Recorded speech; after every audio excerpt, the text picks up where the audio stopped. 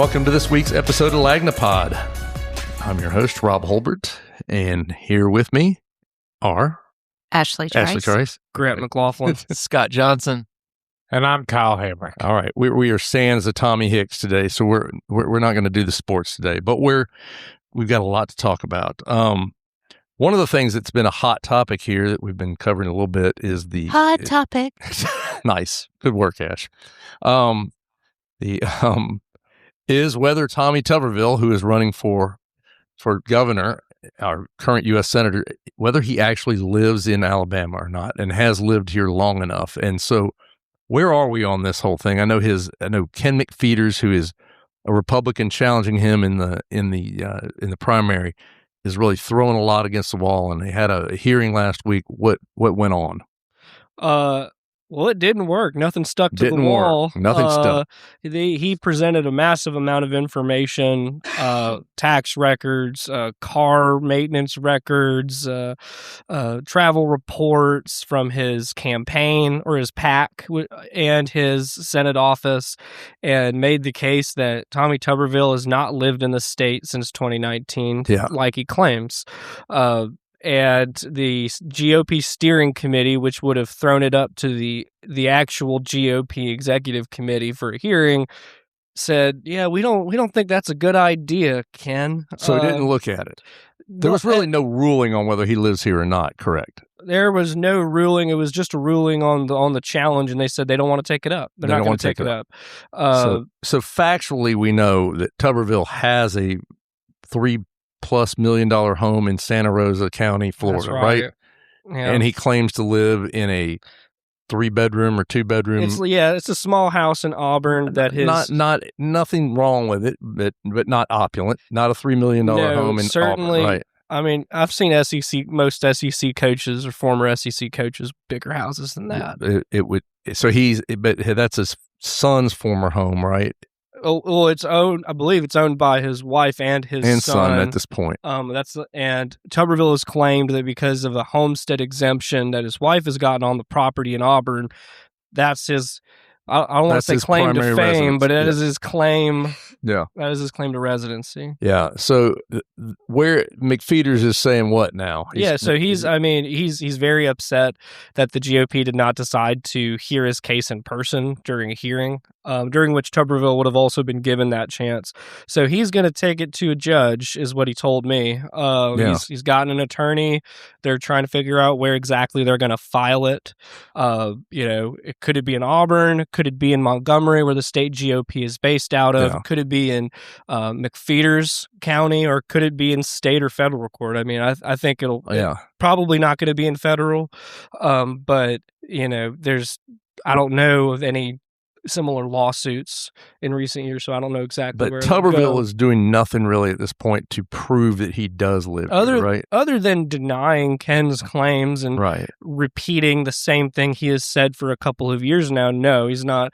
He hasn't released his tax statements. He hasn't released his credit card report. He hasn't released any information about where he often spends his money. Yeah, that would be to me something that would be easy to prove. If you Question, Grant. I mean, I hope you know the answer to this, but I hate to put you on the spot. But what? Okay, it's a 9 or 7 year residency. 7. So does it spell out what determines residency? Is it homestead exemption? Is it tax returns? Is it? Well, that's what's kind of yet to be determined. I mean, the state law as written right now does not have anything that... State constitution does not, and that's kind of what that's the law everything's being based on. Ken has specifically said he wonders if it's 7 consecutive years, is it 7 collective years with an active state residency? That's all going to be up to whoever is interpreting the state constitution at the time. Yeah, but it just doesn't have anything that says what constitutes state residency. Yeah. No, not really. Yeah. If it's just owning a house, I guess he's checked. Although if he doesn't own it, his wife does. Well, I don't think he was on I don't even think she was on the deed until not long ago. Yeah. I think it was owned by his son, and then she got added to it. Because everyone keeps pointing to that, but if that's not even mentioned in the law, I mean, I don't. Yeah, so I mean, that's what if a judge decides to hear the case, they will essentially have the job of trying to finally nail down what exactly state residency means for candidates. McFeeters also hit kind of a throwaway line in his last press release was that he also claims that Doug Jones, who will be running as a Democrat, has not lived here for 7 years either. So, he that used would be to, I guess, but maybe they moved to DC or something. Yeah, I mean, Tuberville used to live here too, and it's but he's saying that both of them don't fit the don't fulfill. Yes, that just makes Ken the heir apparent. He's the only guy. Yeah, he's the only man left standing. He's the only guy. Well, that's it will be fascinating if it goes to a judge, because I mean, as we saw in District 2 here, that stuff can land in court and it can be decided by a judge, and that it can get pretty dicey. I mean, my question, do the constituents care? I do. I want my governor to be from Ashley, my the answer to that is I don't think most of them care. I think a lot of them don't care. Yeah. That doesn't. It's all about the party, but it doesn't really matter. I would say yes. I would say it that way. I would say a lot of constituents who are Republican voters and probably Democrat voters on the other side, if both or one of those guys is shown not to be a resident well, it's here, just such a slippery slope. It's like anybody that ever had any connection to the state. Well, let's just bring them in, and that will be our candidate. And we're just going to start having sports stars and movie stars. It has an issue. I mean, it is an issue, and it's always an issue with elections. This is something we deal with all the time on a local level. Usually is that there are people who say, I live here. And then you go and you look, and they don't necessarily live there. I mean, when in the last last city election last year, we had Paul Prine, who is from Saraland, claiming he had moved to Mobile. Didn't look like he had, but he was claiming he had. But when we would go by there, it didn't look like anybody lived there.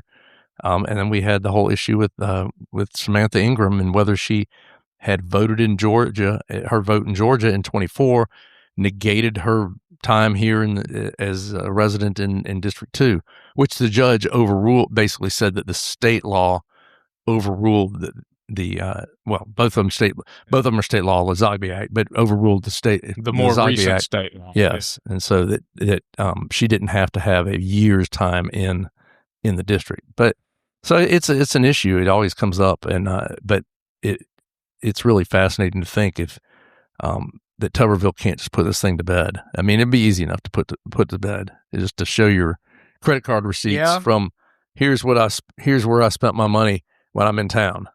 Here's how often I'm in town. It sure is easy to prove, but it's possible he's got counsel telling him not to give in. Well, if he does, in fact, reside in the state of Alabama, it would be an easy one to just get McFeeters to shut up, who has claimed that if he's proven wrong that he would donate $1,000 campaign for him and drop out of the race. Race. Yeah. Well, it's a good story. Obviously, it's not one that's going to end anytime soon, but we'll keep after it. Scott, you've been churning away on this story about a new solar field over in Baldwin County. Yeah, two coexisting facilities going to be taking up new residents at it's a 4,600 acre tract of land. Right. Are they going to take up the whole 4,600 acres? That the solar panels will take up most of it? No, I mean if you do it by the megawatts, so acre, it's about 4 to 7 acres per megawatt. So that comes about half of that property. Okay. But it's the northeast corner of 59 and 65, so North Baldwin County, south of Stockton. I came across it because they were awarded them Meta Platforms, which is building the Montgomery data center. That's Facebook for folks who don't know. Yeah, Facebook, WhatsApp. They are, they announced in 2023 that they were going to have 100% covered renewable energy. Right. So what essentially they're doing is that this is their solar farm here in Stockton, 150 miles away. which is going to offset their impact and capacity that they're drawing out from Montgomery. It's always it's weird how these offsets work. Is like, this is clean electricity that goes into the system, but we're going to use the quote unquote dirty electricity that's already there, and then we'll sell you the clean electricity. It's which is fascinating also, because nobody can do that. The private citizen can't sell Alabama Power solar electricity, but you get fined. Yeah, for you it. Get taxed pretty heavy. You get nailed on it. Yeah. So it doesn't. But anyway, that's probably neither here nor there. But I've been amazed at the pushback on this and the amount of irritation there's been on this. Yeah, I think it's definitely a cultural Stockton, mentality. I don't mean that in a bad way. There's Stockton was the very first landmark district in Alabama. Yeah, which is unincorporated towns can vote to have this landmark district, which is a nominal protection against annexation. So there was a big push for them to be annexed in Bay Minette several years ago. So we don't want to be absorbed, or we don't want to be gobbled up. The people I've talked to feel that that's what effectively is happening. It's just happening by a corporation land deal, not a municipality. And it's it's undeveloped. There's wetlands there. Multiple projects have been attempted. There was a 4-lake fishing club at one time proposed for the property, and then there was a large gated residential land with. But all of them have fallen through up until this deal. So I've noticed, out of the many, many comments online over this, there's certainly some people who are just like, I guess it's a political thing. They don't like solar because they want coal, whatever. But the vast majority of them are people who are saying we don't want this because it's messing up the natural landscape, and it's it has potential to cause runoff, etc. That's of course armchair quarterbacking from Facebook, but which is ironic in and of itself. Ironic that they're on Facebook. It's meta. It is very meta. It is extremely meta. But so just to complain about Facebook on Facebook is very meta. That's funny. But it is really been a big deal. It's been a bigger deal than I would have thought. Yeah, I think even people who like solar look at this and say, "Why here?" Yeah. Well, it also just the way it was done too. Yeah, there was very little communication. And I was saying this on the radio yesterday with Sean. They when you look back, then you can piece all the puzzle pieces together of who owned what. You probably couldn't do that in real time when it was happening. Right. It was owned by layers of corporations, and they were passing hands. I came across it because of I was looking into a tax incentive, and I saw just by chance that 2 solar fields are going to be in Baldwin County. Yeah. Now to find out where in Baldwin County took a lot more work, but I think there's also frustration that this is all sprung on them.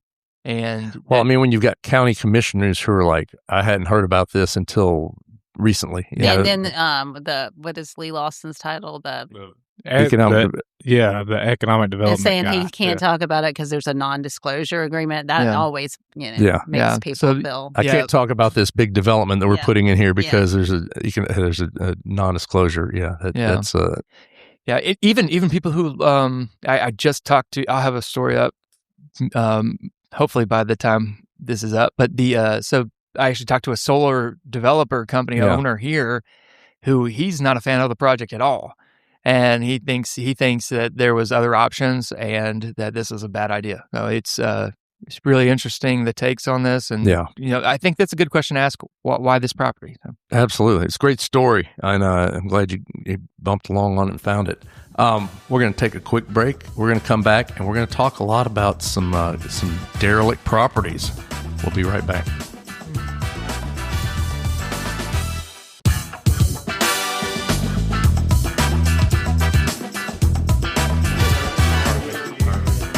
All right, you ready? And we are back.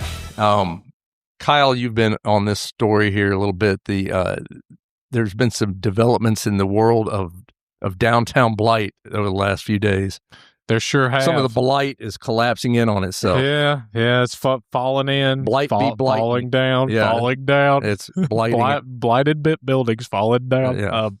Yeah. So yesterday morning at the city council work session, it was asked, there's this building on Dauphin Street. A wall has caved in, a door is wide open, and what is being done about it? And the director of the municipal enforcement said that the city has taken some immediate steps to secure this piece of property, 470 Dauphin Street.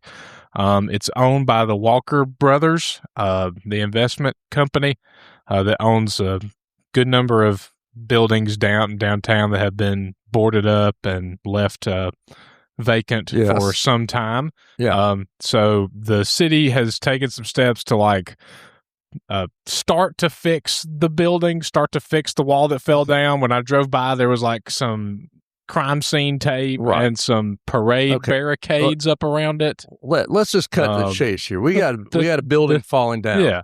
And you've got ground. Yes, but the city is coming in and fixing this, or at least shoring it up to the point where it does not collapse. Right.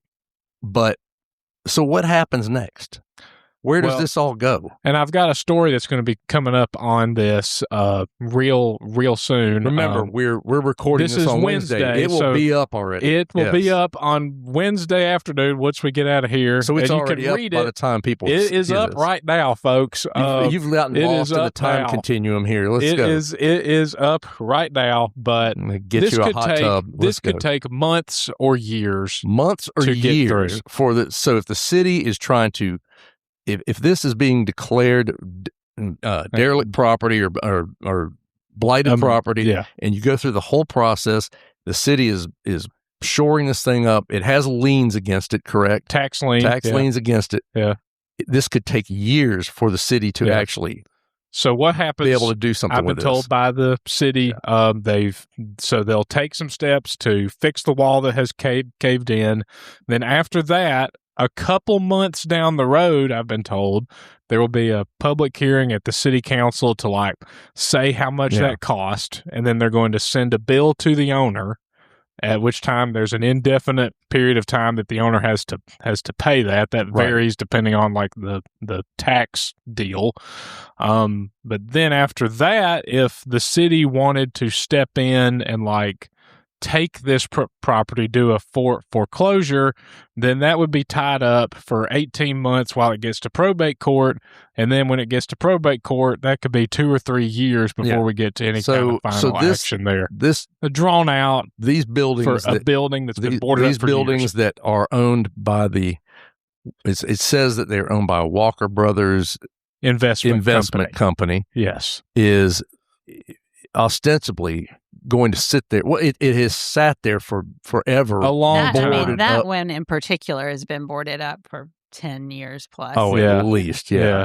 And probably longer than that. Yeah, and it's on top of that painted this green, obnoxious bright when green they were in a color. Fight with so Devereaux Bemis. Yeah, so they wanted to paint it some crappy color so that just to create more irritation. But so you got this thing. I mean, this is why the city needs some change in the way the law is structured and what it can do, because to take this long, I mean, you have these buildings that are both vacant, deteriorating, they're open. I know the brothers apparently are arguing about who owns it. I don't know who owns it at this point, other than it's still legally it's still registered under the Walker Brothers. Yeah, but I don't know who owns Walker Brothers Investments or whatever. But Jim and Woody Walker at one point owned those things, and they are not taking any responsibility for them at this point. Whoever owns it, whichever one of them, or if both of them own it, they're not taking any responsibility for it. And meanwhile, if you're next door to it, particularly this one that is, down here, the old bike shop, the people next to that, there are people who purchased that building and want to do something with it. But I don't think they're going to do anything with it until something happens with the bike shop. Because that's your neighbor. Well, yeah. yeah, I mean, and there's that's your next door. vagrants living in it, and they're going to set fire and I mean, Like yeah, burn the whole Hoffman block, Hoffman burn the whole furniture. block down. Yeah. yes. So you got a big issue with it. It is, Yeah. yeah, And the thing is, too, is the city council passed an ordinance to put some more teeth in the vacant buildings rules here, but that doesn't go into effect until the summer. And even after that, there's a many months long grace period to let the owners of these properties come into compliance. This is on their why, own. you know, So it's drawn out. This is why I was not real thrilled with Ben Reynolds trying to push for more, you know, leniency against these people who are doing it, because this is what you get, you know, and this is the, you know, as lenient as you make it, the people who are doing this are just going to take as much they're going to work advantage the as possible. system too. Wait to the final day and then file an appeal, and then I mean, it's just going to go on and on and on, you know. And I mean, it's unbelievable. I mean, you know, just you know, an ancillary thing is that, I mean, Jim Walker just was down applying to try to run a golf cart system downtown. I thought that was rather interesting, but anyway. Yeah, he got denied because he wanted to have felons drive it. But that's what Ben Reynolds said was the public safety concern. I think when you for go in him. and tell the city that my plan is to hire a bunch of felons, and you don't have any sort of plan that you know.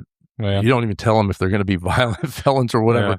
Yeah. He also prefaced it by the fact he had lived with somebody. He claimed he had lived with somebody who was on America's Most Wanted for 6 years, he 6 had, months or something. Said like non-violent, like simple drug possession stuff. Yeah, but he didn't say that at first. And on top of that, you just put the council in a box already, right out of the box, to say, okay, if you approve this, I've already told you that felons are going to be driving in. If something bad happens, you're getting blamed for it. And that's what Ben Reynolds said. That's exactly what he said. And I mean, that's what he did. So I don't know how no one was smart asking that was. him to offer up that information. No, you don't have to tell people who you're hiring. Look, that's just it's all you see what you're getting as it is. I don't think you would have gotten a very good product either way. Moving on to another hot topic. Hot topic. Okay. I just had to do that one more time and let you do that. Grant, you've been working on an interesting one. So Wes Allen, our Secretary of State, has announced I don't know what, 3-4 weeks ago. They found about 3 weeks ago. Found a bunch of illegal aliens who had voted, illegal immigrants who had voted, gotten on the voter rolls. Not all voted, but had gotten 186 people had gotten on the rolls. And a couple dozen, I believe it was like exactly 25, somehow managed to infiltrate the integrity of Alabama elections. They did, and they managed to vote. But when we asked the question, which we tried to, okay, when did this happen? How long ago did it happen? And how frequently?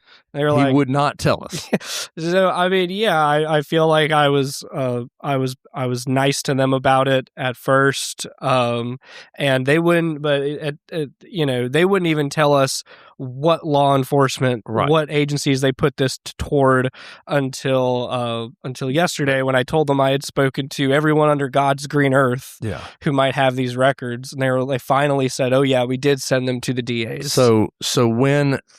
So when we went through locally to try to find, I mean, we just wanted to find out, how did this happen? Yeah, exactly. You know, is this a real problem, or is it an ongoing problem? Is it something that is, I mean, obviously when you're talking about 25 people, it's not an enormous number and it's not going to overturn elections, but we did want to know when it happened.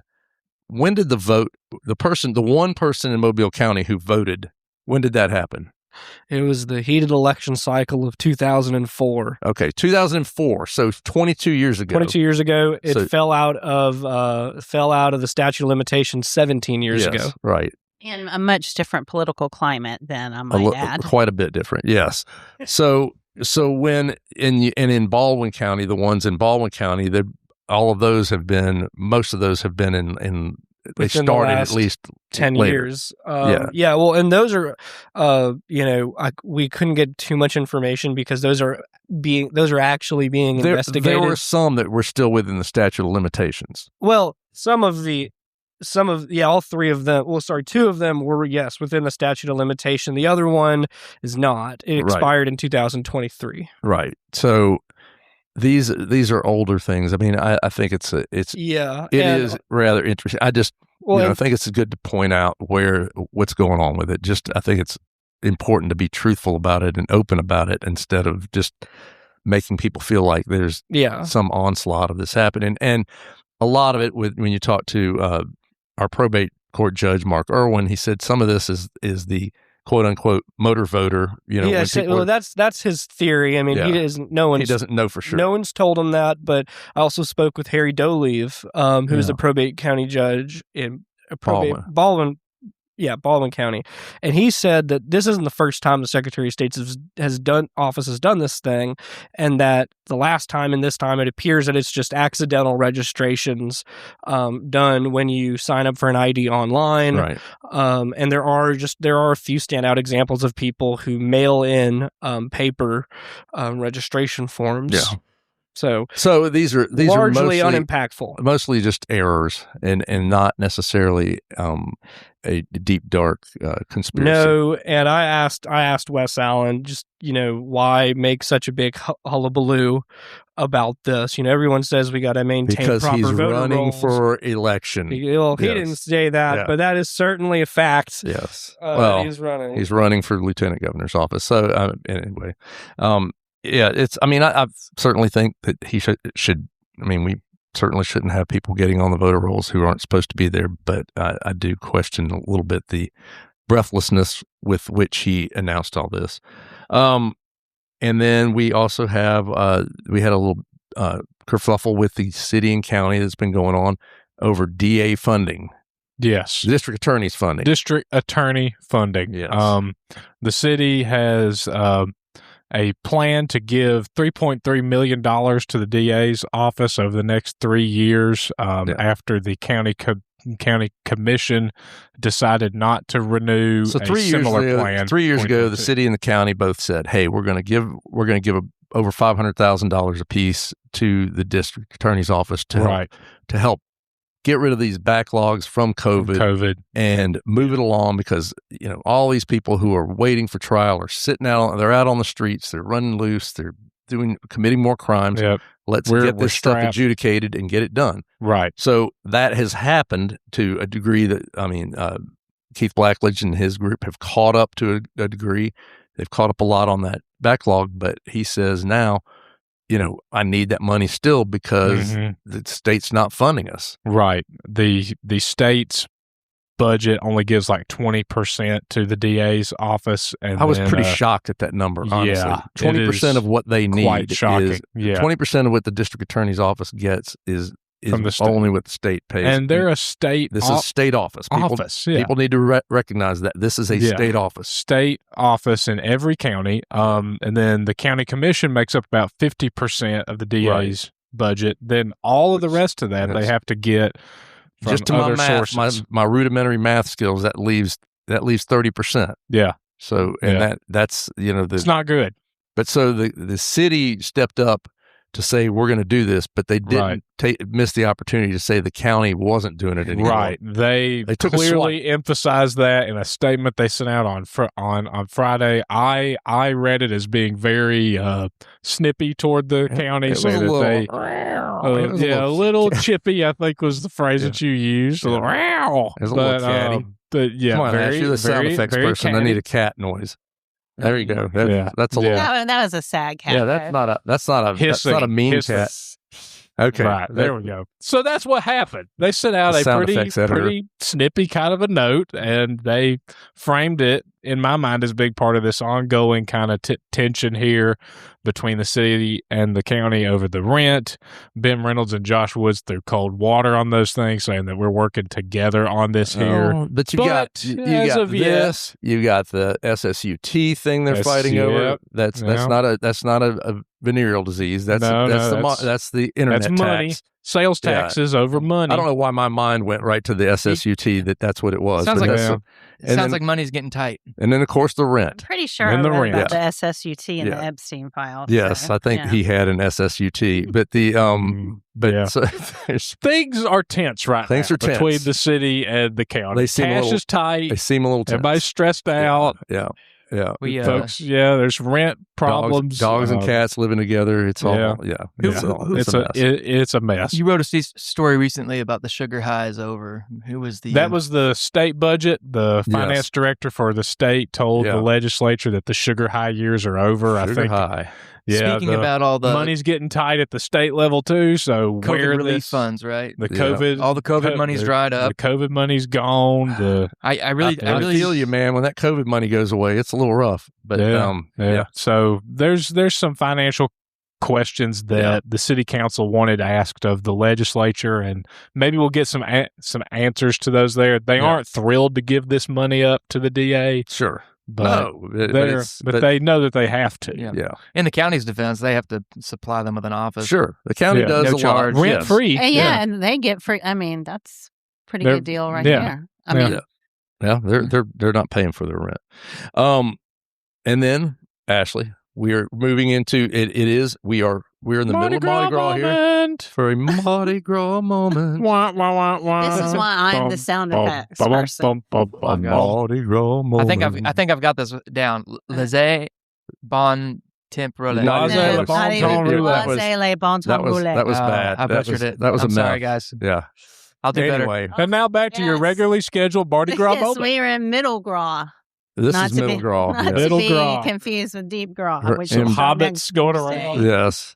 Yes, on Thursday, tonight, the Order of Polka Dots will parade on Route A. The polka dots. No jokes about how they can't throw, Rob. You're the one that said it. I didn't say You're the that. one who wrote a column about it and made them mad about it. I didn't say that. And then on Friday, we've got Order of Inca and Apollo. That's here in Mobile, and Apollo's Mystic Ladies and Daphne. Inca rolls at 6:30, Mystic Ladies at 6:45, and then Middle Saturday. Woo, it's always a long day. Middle Saturday. Yes, 1 p.m. the Mobile Mystics, Mobile Mystical Revelers, and Mobile Mystical Friends. Over in Fairhope, Knights of Ecor Rouge.